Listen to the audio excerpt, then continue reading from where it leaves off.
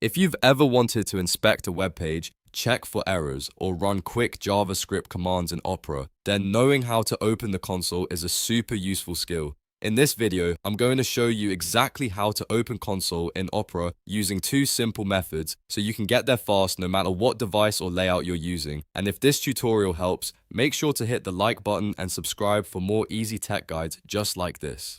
Alright, let's jump right in.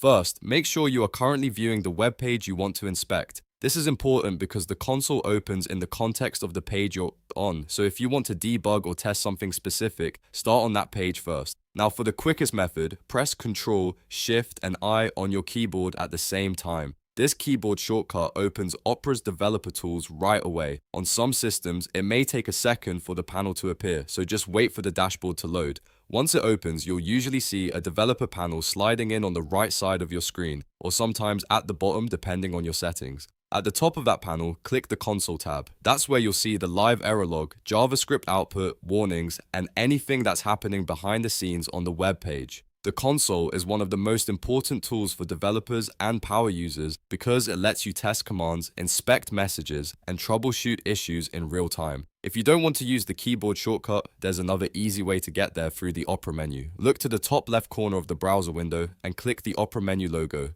the O icon.